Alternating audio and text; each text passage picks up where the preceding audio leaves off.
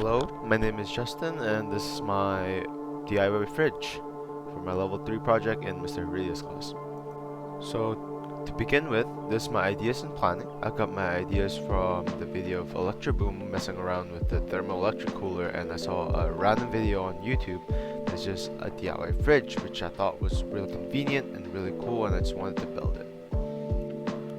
So to start, this is my parts and guides. The most important thing that I would need is a Peltier cooler, which runs through electricity to create a hot side and a cool side. And what I need is a fan and a heatsink. Luckily, I have one that is 2-in-1 of both a fan and a heatsink, and these two are the most essential parts. So I got my guide from this video, the DIY cooler video from Great Scott, and he also gave me some links and to schematics and codes, but there's a few issues to his schematics and code. So first of all, I got his code from here. It's a little bit hard to see, but there is his code over there, and I got an inspiration for the design through this fridge over here, which is really how I base my entire project on how to make it look like this type of design. So here's my problems and challenges that I faced throughout the project. So first, to begin with, I printed out a circuit board and it works perfectly until something a little bit weird happened, which never happened to me before, which is the copper actually peeled off of the circuit board itself and attached to the wire and the solder, which is a little bit weird to me. But there's also another problem with this board, which is the ground wire is a little bit wonky, especially for the Peltier cooler, and that's why you can see there's wire coming out both ends, which is from the top and from the bottom of the first circuit board that I made.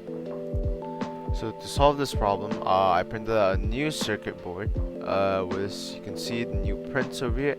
And another problem that I had along while making the circuit board was actually creating my own parts, since they didn't have my temperature sensor or my 5-volt relay schematics online. As I mentioned earlier, there's going to be a problem with his schematics and also along with his Arduino code that wouldn't fit mine. Right, so I tried on his Arduino code onto my circuit board. Turns out it didn't work at all.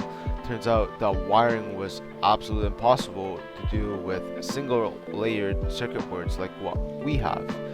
So what I had to do was I made my own code, made a little bit of adjustments onto his code. I only copied the first part, the top part, which is the void setup, but everything after that, which is the void loop, I created that on my own.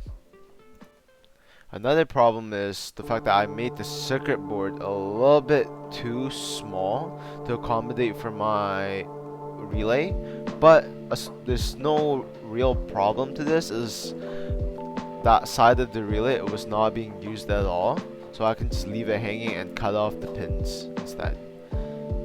Another problem that I faced is cable management. As you can see from this picture, it is absolutely horrid, and so that's one thing that I want to work on.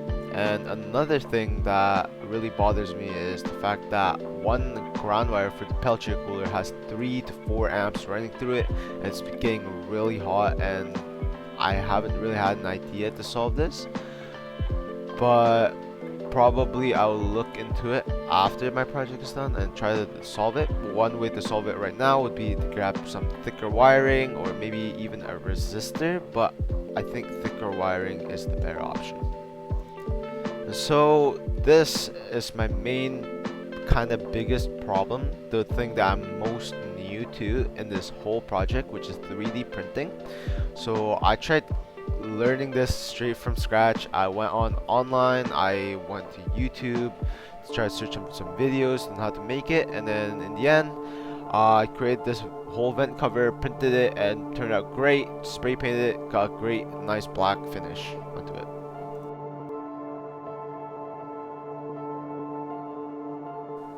So here's my result with me putting in a thermometer in the fridge and outside of the fridge, look at before and after.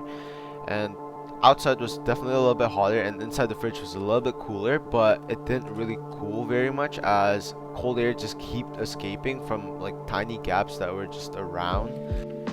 So some improvements that I could have made to this project, number one is the insulating foam type of thing. I could cover in the inside. They'll probably fix a lot compared to what I did, which just put caulking on the side from glue, like a Gorilla Glue. And also I need a better airflow since there's only an intake but there's no exhaust on the top side of my fridge where my fan is, so hot air would accumulate and eventually it'll just build up and create more heat instead of more cold. And another one is just to add more Peltier coolers.